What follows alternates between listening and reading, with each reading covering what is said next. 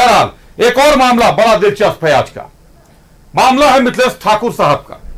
इस मामले में चुनाव आयोग की बात थी कमल ठाकुर साहब से और कैलाश यादव साहब से मैं ज्यादा सवाल नहीं पूछ पाया क्योंकि निश्चित तौर पर मामला चुनाव आयोग के पाले में चला गया है। लेकिन मिथिलेश ठाकुर साहब पर जो मामला है इस पर तो सवाल उठेंगे साहब। मिथिलेश ठाकुर साहब खुद कह रहे हैं कि उनको हनी ट्रैप में फंसाने की कोशिश की गई। क्या पूरा मामला, एक बार रिपोर्ट देख लीजिए, फिर करेंगे चर्चा कि कौन है हनी और कैसे हो रहे हैं ट्रैप।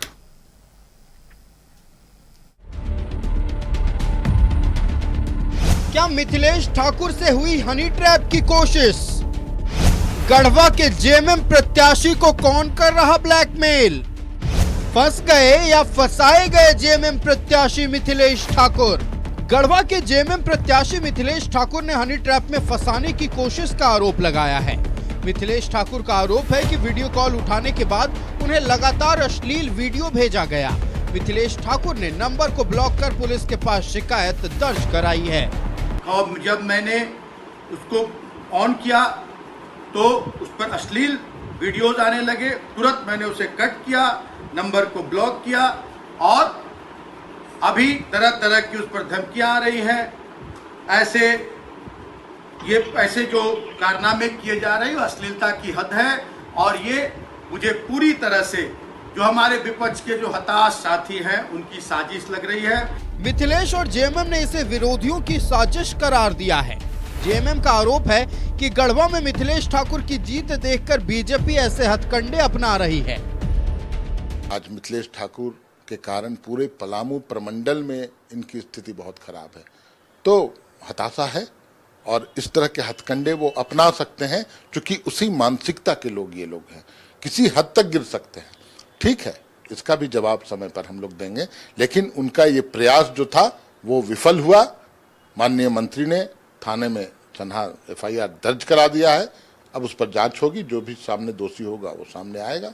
मिथिलेश ने कहा कि फोन काटने के तुरंत बाद उन्होंने नंबर को ब्लॉक कर दिया था, लेकिन उसके बाद लगातार धमकियां आ रही हैं। अब सवाल यह है कि क्या जिस नंबर से वीडियो कॉल आया था और जिस नंबर से धमकी मिल रही है दोनों अलग अलग हैं?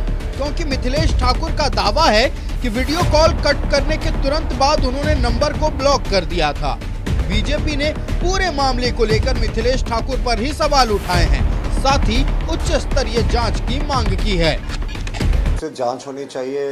मंत्री जी पर आरोप लगता है कि वो सामान्य कॉल नहीं उठाते हैं, तो फिर किस परिस्थिति में वीडियो कॉल उठा लिया? और इस तरीके के तो आपत्तिजनक वीडियो कॉल की बातें तो पूरे देश में फैल रही है, फिर किस परिस्थिति में उन्होंने उठाया और अब हनी ट्रैप का इसको नाम दे रहे हैं, तो पूरा इसकी जांच होनी चाहिए, विस्तृत जांच होनी चाहिए।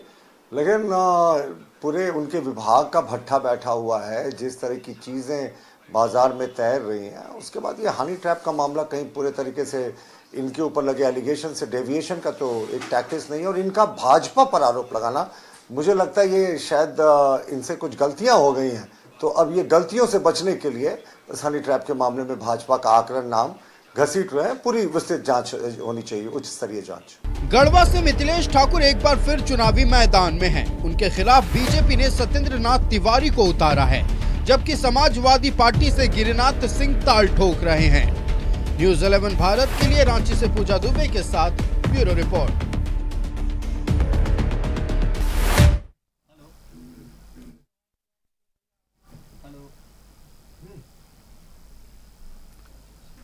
तो मिथिलेश ठाकुर साहब हनी ट्रैप का शिकार हो गए। अब हनी ट्रैप हो गया, वीडियो कॉल उठा लिया उन्होंने, वीडियो कॉल में ऐसा क्या बात हो गई, क्या दिख गया, क्या दिखा दिया गया, ये तो मिथिलेश ठाकुर साहब ही बताएंगे। लेकिन मुझे लगता है कि आज के दौर में ऐसा कोई शख्स नहीं, मैं, मेरे सामने बैठे अतिथि, मेरे दर्शक, जितने भी लोग हैं, हम तमाम लोग ये जानते हैं कि फेसबुक व्हाट्सएप पे क्या हो रहा है, कैसे कॉल्स आते हैं, किस तरह से कॉल से ब्लैकमेल करने की साजिशें रची जाती हैं। संभव है शिकार बना लिया गया हो, लेकिन धमकी भी दी जा रही है। अब किस नंबर से धमकी दी जा रही है? राज्य के मंत्री को धमकी दी जाएगी। हम और आप कहां जाएंगे सर? हम लोग पर तो कभी भी केस हो जाएगा, कभी भी जेल भेज दिए जाएंगे। जब मंत्री साहब सेफ नहीं है तो दूसरे कौन सेफ है भला? मनोज हमारे साथ जुड़े हुए, एक बार मनोज से समझ लेते हैं। मनोज, सुरक्षित तो है? किसी तो वीडियो कॉल पर तो नहीं बात कर रहे आप, क्योंकि राज्य के मंत्री भी सेफ नहीं है, सुरक्षित नहीं है, वीडियो कॉल पर हनी ट्रैप का शिकार बन जा रहे हैं। देखिए, निश्चित तौर पे आप सही कह रहे हैं कि अगर वीडियो कॉल अगर आ रहा है और राज्य के मंत्री जब सुरक्षित नहीं है तो सवाल उठना तो लाजमी है, लेकिन आखिर ये सुरक्षा देगा कौन, ये भी तो बड़ा सवाल है। आखिर सुरक्षा देने वाला ही अगर उसके घेरे में आ रहा है तो ये सवाल सरकार पर भी उठती हैं कि आखिर आपके पास जो तंत्र है वो तंत्र कितना मजबूत है। अगर एक मंत्री फोन उठाते हैं और वीडियो कॉलिंग के जरिए वो हनी ट्रैप के शिकार हो जाते हैं और उसके बाद वो एफआईआर करने चले जाते हैं, एफआईआर भी होता है, आगे मामले की कार्रवाई क्या होगा नहीं हो तो बात की बात है। लेकिन जो प्रथम दृष्टया में आता है उनसे हमने फोन पे भी बात की थी। जिस वक्त ये मामला आया था उस वक्त वो चाईबासा में थे और हम भी चाईबासा में थे। हम चाह रहे थे कि उनसे हम सीधे बात करें, लेकिन वो व्यस्त थे और उनको निकलना था रांची, इसलिए बात नहीं हो पाई। लेकिन फोन पे बात हुई, वो जो बता रहे थे कि एक कॉल आया और कॉल आने के बाद हम तो अनहोन कॉल समझ के हमने जैसे उठाया तो वहां पर जो दृश्य था वो देखकर मैं तुरंत उसे कट कर दिया, उसको रिजेक्ट कॉल में डाल दिया और उसके बाद तब मुझे धमकी आने लगी है। अब सवाल ये उठता है कि ठीक है, आपने वीडियो कॉल आपने उठा लिया, वो हनी ट्रैप के आप शिकार हो गए या हो सकते थे या फंस गए या फंसाया गया, वो तो बात की बात है। लेकिन वो सीधे तौर पे करे कि ये विपक्ष जो है भारतीय जनता पार्टी लोगों का काम है। अब सवाल ये उठता है कि ये तो चुनाव का वक्त है, चुनाव के वक्त में आप आरोप प्रत्यारोप तो चलता रहता है, लेकिन वो जैसे जो आरोप लगा रहे हैं तो जब बीजेपी का हाथ है तो फिर एफआईआर जब आप कर रहे थे तो आपको किसी का नाम लेना चाहिए, तो वो उन्होंने नाम नहीं लिया। मनोज, सवाल तो ये भी उठता है कि मॉस वीडियो का शिकार हमेशा मंत्री क्यों बन जाते हैं। जैसे बन्ना गुप्ता साहब भी बने थे, आज तक फॉरेंसिक की रिपोर्ट नहीं आई। सरयू राय साहब ने मुद्दा उठा दिया है, संजय रंजन साहब आए हुए हैं, रिटायर्ड आईपीएस हैं, इनसे पूछूंगा अभी कि फॉरेंसिक रिपोर्ट आने में कितना समय लगता है। सर, ये तो बताना पड़ेगा ना कि फॉरेंसिक जांच की रिपोर्ट आ क्यों नहीं रही है। मंत्री की जांच रिपोर्ट में जब इतना समय है तो अगर कोई पत्रकार को ब्लैकमेल करने लगे, वायरल कर दे, या कोई आम आदमी बेचारे जो कोई बिजनेस करते हैं या कोई अधिवक्ता होंगे तो वो कहां जाएंगे सर, जब राज्य के मंत्री सेफ नहीं है, उनकी फॉरेंसिक जांच की रिपोर्ट नहीं आ रही है। अब और बन्ना गुप्ता, इस बार बन्ना गुप्ता और सरयू राय आमने सामने टकराएंगे तब तो मॉस वीडियो फिर से चिराग से जिन निकलेगा। देखिए, निश्चित तौर पे आप सही कह रहे हैं कि जो अभी तक रिपोर्ट नहीं आया, अगर आम लोग अगर इस मामले में फंसते हैं तो आम लोग का रिपोर्ट तुरंत सार्वजनिक होता है या प्रशासन कहती है कि आपके खिलाफ रिपोर्ट आ गया, अब आप पर कार्रवाई होगी क्योंकि ये जो रिपोर्ट आया है आपके खिलाफ है या आपके पक्ष में है। लेकिन अब एक मंत्री का जब ये मामला आता है, वीडियो आता है, वीडियो कॉलिंग से बात होती है और उसके बाद में बन्ना गुप्ता का वायरल होता है, और वायरल छोटा मोटा नहीं था, ये वायरल पूरे राज्य के लोगों ने जाना है, पूरे देश के लोगों ने जाना है, और उसके बाद जो अभी तक उस पर कोई कार्रवाई नहीं होना, उसका जो फॉरेंसिक जो जांच है उसका रिपोर्ट नहीं आया, ये तो कहीं ना कहीं सवाल तो उठता ही है। और दूसरी तरफ आखिर मंत्री उसी के कांग्रेस के ही मंत्री पर आखिर क्यों?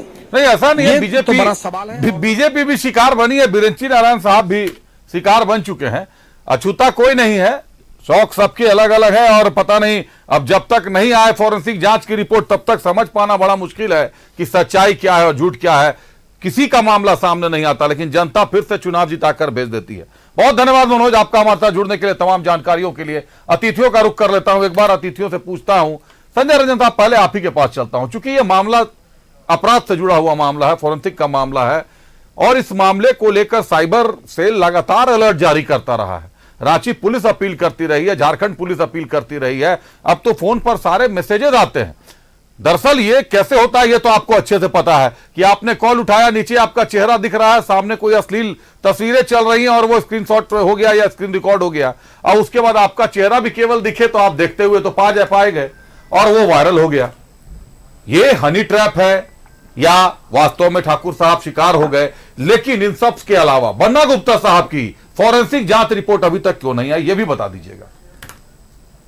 पहली बात जो है वो थोड़ा सा टेक्निकल है, वो ये है कि इन्होंने क्लेम किया है कि किसी ने इनको हनी ट्रैप में फंसा, किसी ने नहीं, भाजपा ने साजिश की है।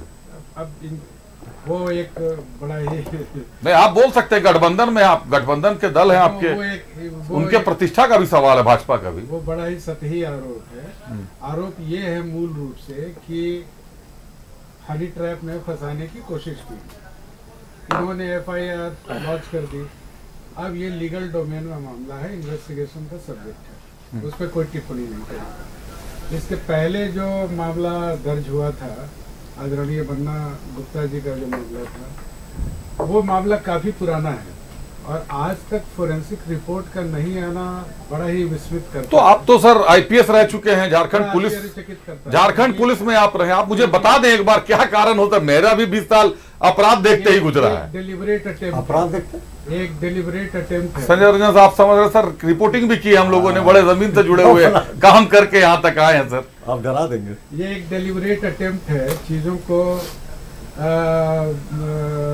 नेपथ्य में रखना। मुझे लगता है कि अगर थोड़ा सा इनिशिएटिव लिया जाता तो वो मामला भी स्पष्ट हो जाता। मामलों को जब तक आप स्पष्ट रूप से खोलेंगे नहीं, इस तरह के मामले भी बढ़ते रहेंगे, क्योंकि अगर किसी ने हनी ट्रैप में किसी को फंसाने की वाकई कोशिश की तो उसको सजा मिलनी चाहिए। इस मामले में भी मैं यही कहूँगा कि अगर माननीय मंत्री जी को ऐसा लगता है कि किसी ने हनी ट्रैप में उनको फंसाने की कोशिश की और मामला रजिस्टर हो गया है, तो पुलिस को चाहिए तत्काल एक छोटी सी एसआईटी गठित कर ले। एक टेक्निकल टीम होती है, हर एक जिले में होती है, जिसमें बहुत तरह के एक्सपर्ट्स होते हैं जो इलेक्ट्रॉनिक डोमेन है उसको बढ़िया से समझते हैं।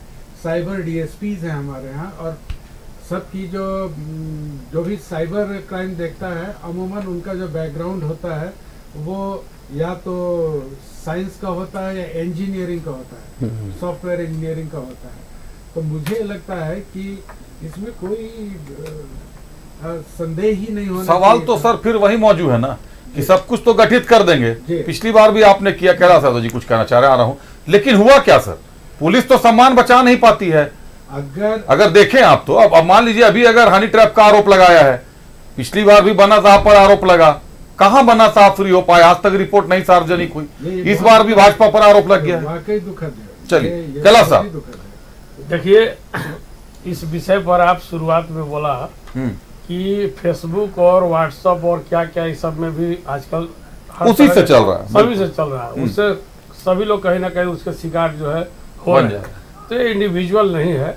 और माननीय मंत्री जो कि चुनाव पर हैं, तो चुनाव में विरोधी ऐसा हथकंडा अपना सकते हैं, इसे इनकार नहीं किया सकता है, क्योंकि बीजेपी में मनी और हनी दोनों है। पूछिए कैसे है मनी और हनी दोनों? हाँ, दो दिन पहले जीडी गोयनका स्कूल में एक इनके कार्यकर्ता के द्वारा पैसा पकड़ा गया, काफी बड़ा रकम पकड़ा गया, और उस रकम में चूंकि बीजेपी में पैसा है, एक विधानसभा के छोटे से एरिया में रुपया सार्वजनिक हुआ। तो इसलिए, और फोरेंसिक का जहां तक बात है, तो फोरेंसिक का रिपोर्ट कहां से आता है ये भी आप जानते हैं। तो मेरे कहने का मतलब जहां से रिपोर्ट आना है वहां से तो अभी आए नहीं। तो फोरेंसिक का रिपोर्ट पर सवाल उठाना और इस पर उठाना दोनों में अंतर है। एक मिनट कैलाश जी, आप लगातार मेरी बातों को क्रॉस करेंगे। आप पहले ये समझ लें, आपके जो बगल में बैठे हैं वो पॉलिटिक्स में आने के पहले आईपीएस रह चुके हैं। बस इन्हीं के बाद को जवाब देना चाहते तो वो अगर आईपीएस रह चुके हैं तो वो आप इसको कम समझिएगा, लेकिन वो बेहतर समझेंगे। और हमने क्राइम रिपोर्टिंग की है, बात सुनिए, समय सीमा तय होती है सर, ऐसा नहीं होता फोरेंसिक की रिपोर्ट 2 साल में आएगी। न्यायालय में वर्षों से केस पेंडिंग है, न्यायालय अलग चीज है, जांच एजेंसियां अलग चीज है, 4 का समय तय है। कुछ व्यवस्थाएं ऐसा है जिस पर जो है कि लगातार चुनाव आयोग, सुप्रीम कोर्ट, आप मुझे एक बात बताइए, पार्टी सुन लिया, बोलने दीजिए, बोल रहे। दूसरा जो है, ये तो अभी एक मामला आया, अभी आप फोरेंसिक की बात कर रहे थे, हमारे बगल में हमारे आदरणीय बैठे हुए संजय जी, आप प्राय देखिएगा कि मैक्सिमम जो है कि थाना एरिया में डेली एटीएम का कांड होता है।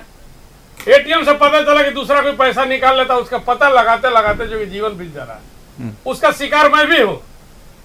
इसलिए जो है कि ये सब चीज बहुत टेक्निकल चीज है, इस पर सरकार को कुछ अलग नजरिया से इस पर उसमें आपको क्या समझना, आप पूछे मैं बताता हूँ, मैं ही जवाब दे देता हूँ। एटीएम के मामले में और इस मामले को आप कहां से समानता पा रहे हैं? इन्होंने बोला ना कि जांच के उसका टेक्निकल थी, उसमें साइबर होता है, इंजीनियर होता है, तो साइबर का ही मामला है। एटीएम का जो फर्जीवाड़े का मामला है उसका वो अलग साइबर फ्रॉड है। साइबर के भी क्राइम कई तरीकों के अंतर्गत आते हैं, उनके भी कई जैसे ऑफेंस है, कई तरीके के ऑफेंस बने हुए हैं। ये जो मामला है ना सर वीडियो का, इसमें बस आपको ओरिजिनल एविडेंस चाहिए, ओरिजिनल जहां से वीडियो क्रिएट किया गया है। चुनाव आयोग बहुत ताकतवर संस्था है, उसके पास एक से एक जो है कि टेक्निकल व्यवस्था है, टेक्नीशियन लोग हैं, इसको ले आके सामने कर दे, हाँ, पता तब तो चल जाएगा। दूध 21 का दूध, पानी का अभी पानी। तो 21 संपत्तियां खंगालने का आप लोगों ने अलग जिम्मा दे दिया है। क्यों? 21 संपत्ति खंगालेंगे। में अभी हेमंत सोरेन को बीजेपी के द्वारा सुनियोजित तरीके से जेल भेजवाया गया। हाई कोर्ट ने सारा चीज को खारिज कर दिया, तभी तो उनका जमानत हुआ। खारिज कर दिया, इसलिए जमानत हो गया। नहीं, हाई कोर्ट सुन लीजिए, आपका ट्रायल भी आ जाएगा सामने। जब वो हेमंत सोरेन जी बाहर आए थे, सारा चीज का विवरण जो है कि ईडी ने हाई कोर्ट में दिया होगा, और उसके बावजूद जो है कि उसके बाद जो है कि न्यायालय ने उनको जमानत दे दिया, बोला कि केस में कोई जान नहीं है। स्पष्ट तौर पर जो है कि जो उनका जो आया था उसमें ऑर्डर शीट में। तो मेरे कहने का मतलब, आपके पास स्वतंत्र व्यवस्था है, आप जाके सारी चीज को चुनाव आयोग को दीजिए, कोर्ट में कंप्लेन कीजिए आप। लेकिन मेरा फिर से आपको वही मांग है कि जनता को मुद्दा चाहिए, जनता को रोटी। तो इस बार तो वो नहीं गए सर ना, इस बार तो आप लोग गए हैं, इस बार तो मिथिलेश ठाकुर गए हैं। हाँ, तो क्यों नहीं जाएंगे जनता के पास? अरे भैया, तो ये जा रहे हैं, तो आप कह रहे हैं कि मुद्दा नहीं, आप जा रहे हो तो मुद्दा हम है। विरोध नहीं कर रहे इनके मांगों का। कमल ठाकुर साहब के पास इनके मांगों का हम विरोध नहीं कर रहे हैं। नहीं, ये वो नहीं गए, ये बात तो कमल ठाकुर साहब अभी जैसे आपने कहा कि मुद्दों पर बात होनी चाहिए, जनता को क्या चाहिए, तो जनता को तो सर हनी ट्रैप नहीं चाहिए। मिथिलेश ठाकुर साहब हनी ट्रैप का मुद्दा लेके जनता के बीच में चले गए। नहीं देखिए, अब तो जो हुआ है उस पर उन्होंने आरोप बीजेपी पे ऐसी नहीं, ठीक है। तो चुनाव जब आता है तो इस तरह का लोग अपना हथगंडा अपनाता है। ये माने बीजेपी और कांग्रेस और जेएमएम की बात नहीं है, ये होता रहा है। अब देख लीजिए, मैं अब वो वीडियो मैं नहीं निकाल पाऊंगा अभी। नहीं, हम लोगों के पास भी जब कपिल जब कपिल मिश्रा आम आदमी पार्टी में थे, उन्होंने देश के प्रधानमंत्री पर सवाल उठा दिया था। आपके पास होगा वीडियो तो देख लीजिएगा, नहीं तो हम आपको भेज देंगे। तो इस देश में कुछ भी संभव है। मिथिलेश ठाकुर ने कहा तो जांच का विषय है, जांच होगा, लेकिन बात तो मुद्दा पर ही होना चाहिए। प्रतुल सहदेव ने हेमंत सोरेन के दाढ़ी पर सवाल उठा लिया। अरे मुद्दा यहाँ राज्य का क्या है? तो खुद दाढ़ी रखते हैं, दाढ़ी पे कैसे अरे तो बोले ना कि दाढ़ी बढ़ गई है उनकी। नहीं, आप समझिए, कोई दाढ़ी बढ़ाएगा तो आप सवाल कीजिएगा। आप जनता के भलाई का बात कीजिएगा कि मेरी दाढ़ी को देखिएगा। बताइए, मुद्दा स्पष्टीकरण नहीं है ना, तो ऐसे ही बोलेंगे। नहीं, आपने कंट्रास्ट करके आप मैं स्पष्टीकरण नहीं दूंगा। मैं उनके बाद आप ही के पास आ रहा हूं, आप बोल लीजिएगा पूरा। देखिए, कैलाश जी ने प्रतुल जी बड़ा आरोप लगाया है कि बीजेपी के पास मनी और हनी दोनों है। ये सच बात होगा जनता के सामने। मैं आ रहा हूं कमल ठाकुर साहब के बाद, आप ही के पास। तो मेरा कहना यह है कि विपक्ष में रहने पर, और जब ये महसूस होता है कि आप चुनाव निश्चित हार रहे हैं, तो अनर्गल बात आ जाती है। वो हनी ट्रैप भी आ गया, दाढ़ी भी बढ़ गया किसी का, लेकिन जनता ने उस दाढ़ी का कसम खाया है कि इस बार आपको बाहर भेज के मानेगा। क्यों मानेगा? कि आपने उस आदमी का, जिस पर कोई आरोप नहीं बनता था, 5 महीना आप जेल में रखा। सुप्रीम हाई कोर्ट ने क्या वर्डिक्ट दिया है? उसमें लिखा है कि इन पर इस केस ही नहीं चल सकता है, और आप उसके, तो स्वाभाविक है जनता के मुद्दों की बात हम लोग करें। कोई दाढ़ी बढ़ाएगा, कोई बाल छिलाएगा, वो अलग मुद्दा है। हनी ट्रैप जो हुआ है वो सवाल है, जांच का विषय है, जांच होगा, उसमें पता चल जाएगा कि भाई क्या गलत है, क्या गलत है। बड़ा आरोप कैलाश जी कह रहे हैं। मिथिलेश ठाकुर साहब ने तो आरोप लगाया, बेचारे शिकार भी बन गए कॉल उठा के, लेकिन कैलाश जी कह दिए कि आप बीजेपी के पास मनी भी है और हनी भी है। ये माने हनी होना, ये बड़ा गंभीर आरोप है, और मुझे लगता है कि ये विवादित बयान है कैलाश जी का। पता नहीं आपने क्यों रिएक्ट नहीं किया, आपको हनी वाले मामले पे तो आप आपत्ति करने लगते हैं। देखिए, अंग्रेजी का बहुत प्रचलित कहावत है, इट्स मनी हनी। शायद कैलाश जी उसी से अपने पार्टी के इतिहास को याद करके ये मनी और हनी के लिंक को जोड़ रहे हैं। मैंने सबकी बातों को सुना।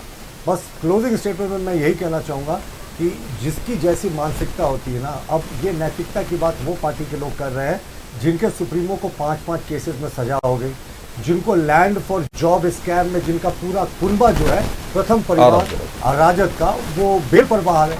सोनिया गांधी, राहुल गांधी जी बेल पर बाहर है 5,000 करोड़ के नेशनल स्कैम केस में। फिर भी हम राजनीतिक मर्यादा का पालन करते हैं। हमारे लिए हमेशा सोनिया जी हैं, राहुल जी हैं। अब इनके तरह हम घटिया अनर्गल आरोप नहीं लगाते। अब देखिए विरोधाभास, मिथिलेश ठाकुर कह रहे हैं ये बीजेपी का ये साजिश है। अभी कांग्रेस के कमल ठाकुर भैया कह रहे हैं कि नहीं साहब, इसमें कोई राजनीतिक दल नहीं, क्रिमिनल ऑफेंस है। और सच में ये मिथिलेश ठाकुर जी और जो जेएमएम के तमाम मंत्री हैं, कांग्रेस के तमाम मंत्री हैं, अक्सर जनता का उन पर आरोप रहता है, ये जनता का आरोप रहता है कि वो नॉर्मल कॉल नहीं उठाते। तो साहब, मिथिलेश ठाकुर ने ये वीडियो कॉल अनजान नंबर से कैसे उठा लिया? और जैसा उन्होंने एक स्टेटमेंट दिया, एक चैनल में देख रहा था कि 25-30 सेकंड मुझे लगा समझने में कि ये मैं हनी ट्रैप का शिकार हो रहा हूँ। साहब, इतना शार्प व्यक्ति जो मंत्री है चाईबासा से और पता नहीं कहीं बाहर से आकर वो चुनाव लड़ते हैं, 1932 का खिलाफ मिला शायद, तो वो व्यक्ति 25-30 सेकंड तक उस वीडियो को क्यों नहीं हारते रहे? जांच होनी चाहिए, हम भी मांग करते हैं। और फॉरेंसिक जो लैब है वहां स्पेशल मैसेंजर को लेकर जांच करनी चाहिए। पर ये बीजेपी पे आरोप लगाना, साहब 25-30 सेकंड आप देख रहे थे स्क्रीन पे, पता नहीं क्या था स्क्रीन पे जो 25-30 सेकंड आपकी आंखें नहीं हटी और आप हम पे आरोप लगा रहे हैं। बिल्कुल जांच होनी चाहिए और बिल्कुल जांच। देखिए क्या होता है ना, एक बड़ी खराब प्रवृत्ति आजकल हो रही है, जैसे टेक्नोलॉजी बढ़ रही है उसी से साइबर रिलेटेड या हनी ट्रैप के रिलेटेड मामले बढ़ रहे हैं, या उसी तरीके से जिस तरीके से बीमारियां बढ़ रही हैं, एंटीबायोटिक्स के आने के बावजूद भी बीमारियां रूप बदल रही हैं। तो ये जो साइबर फ्रॉड और हनी ट्रैप का केसेस है ये भी रूप बदल रहा है और इसमें जांच होनी चाहिए, FIR होकर त्वरित कार्रवाई होनी चाहिए। लेकिन बीजेपी पर आरोप जब लगाते हैं आप साहब ना, 25-30 सेकंड अपने स्क्रीन, तो आप लोग इन्वॉल्व नहीं है तो आप मानहानि का केस कीजिए। नहीं, हम लोग क्या करते कि क्या है ना कि मुख्यमंत्री जी ने भी सारे झूठे दस्तावेज ये लोग केवल चैनल पर आके बोलेंगे, बस अब लास्ट में बोली ये चैनल पर बोलेंगे और इनके पास कुछ नहीं है। 50 वर्ष अपनी उम्र बढ़ा दी, फायदा नहीं है। हम आपके चैनल में चैलेंज कर रहे हैं कि राजनीतिक लड़ाई लड़ने के लिए माननीय मुख्यमंत्री जी हम तैयार। आज भी मेरे लिए मुख्यमंत्री माननीय मुख्यमंत्री है। मैं अरे राज्य के मुख्यमंत्री हम सबके लिए माननीय है, बिल्कुल सीएम है हमारे लिए माननीय, भूल जाते हैं और मैं फिर से कह रहा हूँ, मिथिलेश ठाकुर ने 25-30 सेकंड भारत जलाओ पार्टी, ये लालू प्रसाद हो गए और राजद को तो इन्होंने मनोज झा ने क्या कहा, मनोज झा ने कहा कि साहब हमारे विधायक निकले नहीं गए कोलकाता, इनके और हमारे जो प्रवक्ता राजद के बोल रहे हैं 1932 के विरोधी है, 1932 का विरोधी इस चैनल में बैठ कर बोले क्या करें, 1932 के विरोधी आंदोलन करते हैं, 1932 के विरोधी लोग हैं। झारखंड राजद के प्रवक्ता 1932 के विरोधी है, राजद 1932 की विरोधी है। फैसला आपके हाथ में साहब, 1932 का खतियार मानने वाले झारखंड में लाश पर बैजनाथ राम साहब और राबड़ी देवी जी के बीच का जो आज बयान का विवाद था, पार्टी ने सुलझा लिया आप लोगों का गठबंधन। अब सुन लीजिए, इन्होंने दाढ़ी पर सवाल उठाया। इनके बिहार के डिप्टी सीएम सम्राट चौधरी ने कसम खाया था कि जब तक नीतीश कुमार को मुख्यमंत्री नहीं हटाएंगे अपना पगड़ी नहीं खोलेंगे,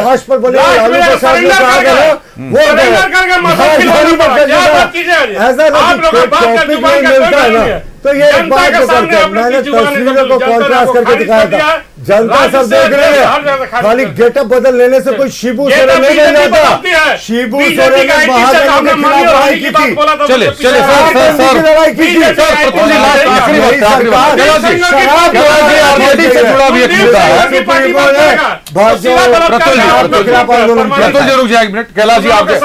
कैलाश जी आरजेडी से जुड़ा भी एक मुद्दा है। बैजनाथ राम साहब ने जो आज राबड़ी देवी जी के खिलाफ बयान दिए हैं, आपत्तिजनक बयान है, जेएमएम विरोध कर रहा है, उनके लोग त्याग पत्र दे, बता दिया जाए क्योंकि बाहर थे सुबह से। अच्छा, तो आपको जानकारी नहीं, तब इस मुद्दे पर फिर मेरा बोलना उचित नहीं होगा क्योंकि आपकी जानकारी। हमारे आदरणीय नेता राबड़ी देवी पर कोई भी नेता अगर कोई टिप्पणी करता है, हमारा सहयोगी क्यों नहीं हो, तो मैं उसका निंदा करता हूं। और मैं आपको ये भी बता देता हूं कि जेएमएम के लोग इस्तीफा दे रहे हैं, आप कह रहे हैं जानकारी नहीं है, तो आरजेडी को इसकी जानकारी ले लेनी चाहिए क्योंकि लातेहार के हालात गड़बड़ा रहे हैं, ये आप लोगों को ध्यान रखना चाहिए। हालात मतलब राजनीतिक हालात, क्योंकि बैजनाथ राम को चुनाव में आना है और लातेहार में कितने लोग आरजेडी से जुड़े हुए हैं ये भी आप बेहतर समझते हैं और जेएमएम का कुनबा ही विरोध अब जता रहा है। चलिए कमल ठाकुर साहब, आप कुछ कहना चाह रहे थे, बात पूरी करें। देखिए, भ्रष्टाचार पर जब ये लोग बात करते हैं ना, तो राहुल तो नहीं सुन लीजिए अब आखिरी एक सुन लीजिए कॉमनवेल्थ 2G 3G 4G जिया जी घोटाला कहाँ कोई साबित हुआ, गलत बात करने की आदत है, आप बोलते ही रहेंगे, पार्टी क्या बात करेगी। देखिए ये क्या बात करते हैं, देखिए बाहर प्लांट को एनओसी और जो पॉल्यूशन कंट्रोल बोर्ड का सर्टिफिकेट है हेमंत सोरेन की सरकार ने दिया। अगर अडानी से इतनी नफरत थी तो क्यों पॉल्यूशन कंट्रोल कर दिया, क्यों दिया? बिहार में लालू प्रसाद के नेतृत्व में जब गठबंधन की सरकार चल रही थी तो अडानी से मिलकर इन्वेस्टमेंट के लिए अडानी अंबानी मुद्दा नहीं है सर, अभी मुद्दा नहीं है। नहीं इनके पास पर बताए, इनके पास कोई मुद्दा नहीं है। नहीं, हनी ट्रैप का मुद्दा बता देना। नहीं, सुन लीजिए मुद्दा भ्रष्टाचार का भी इन्होंने उठाया। हनी ट्रैप की बात से क्यों? देखिए हम लोग वो लोग है ना, राजनीतिक दल से सुन लीजिए प्रतुल जी, सुनने का भी कोशिश कीजिए, सुनने का भी कोशिश कीजिए। जहाँ आपकी चोरी बताने लगेंगे ना तो आप ऐसी अलबलाइएगा। तरीका से जांच हो जाए, वीडियो की जांच की फर्जी वीडियो है या ओरिजिनल वीडियो है, कितना दिन लगना चाहिए, कितने महीने लगने चाहिए? एक अंदाज से आप बताइए। 7 से 10 दिन। 7 से 10 दिन। एक बात, पुलिस तो अपनी चार्जशीट 7 से 10 दिन में कर सकती है, 10 दिन भी छोड़ दीजिए, 1 महीना में तो कर सकती है। केस को डिटेक्ट करने में 6-7 दिनों से ज्यादा तो वक्त नहीं लगना चाहिए। मैं आपको एक छोटा सा एग्जांपल देता हूँ। हाँ, दे दे। अभी हाल में ही इसी तरह का एक मामला आया था मेरे पास। हमने तुरंत साइबर डीएसपी से बात की और मैं आपको बताऊं 6-7वें दिन केस डिटेक्ट। मुझे लगता है साइबर डीएसपी यशोधरा अभी पलामू पोस्टेड है। हाँ, और अगर यशोधरा पलामू पोस्टेड हैं तो मुझे लगता है कि उनको सुलझाने में ज्यादा वक्त भी नहीं लगेगा।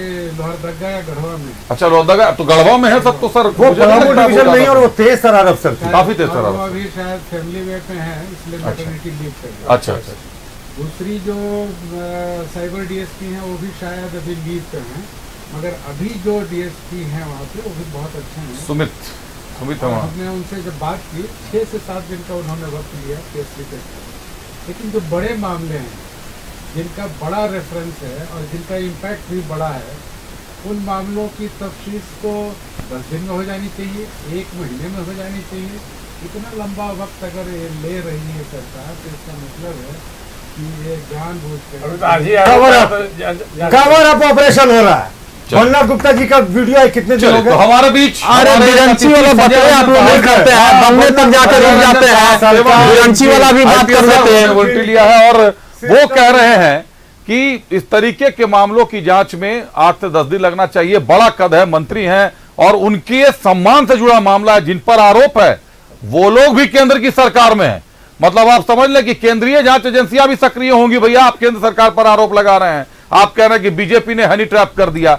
तो मिथिलेश ठाकुर साहब, आपके लिए संदेश है कि पुलिस चाहेगी तो मामले की जांच करके 10 दिन नहीं 1 महीने में रिपोर्ट निकाल लेगी। और अब बीजेपी को भी देखना होगा कि आरोप आपके भी सम्मान पर लगा है। आरजेडी कह रही है कि मनी हनी दोनों आपके पास है, आप कितनी गंभीरता से लेते हैं मामले को, क्योंकि इस तरीके का मामला मतलब थोड़ा सा बिलो द लेवल लगता है। लेकिन हाँ, बन्ना गुप्ता साहब का फॉरेंसिक रिपोर्ट आज तक ना आना सरयू राय जी को चुनावी माइलेज जरूर दे रहा है।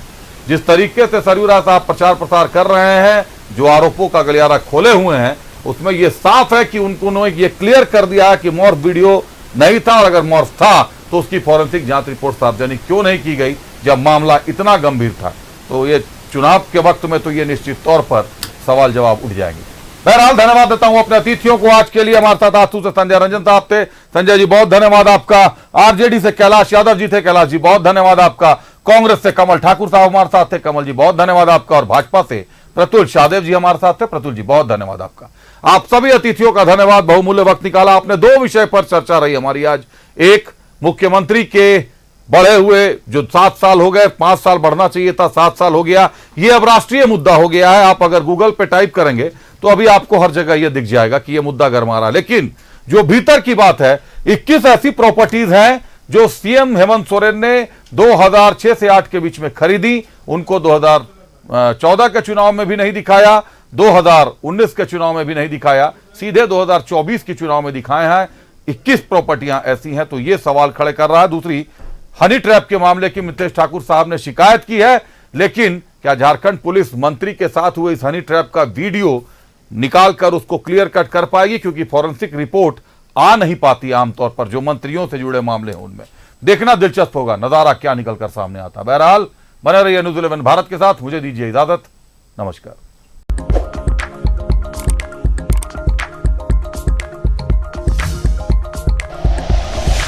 Like and share videos, subscribe करें हमारा चैनल और प्रेस करें बेल आइकॉन। News 11 भारत, सच है तो दिखेगा।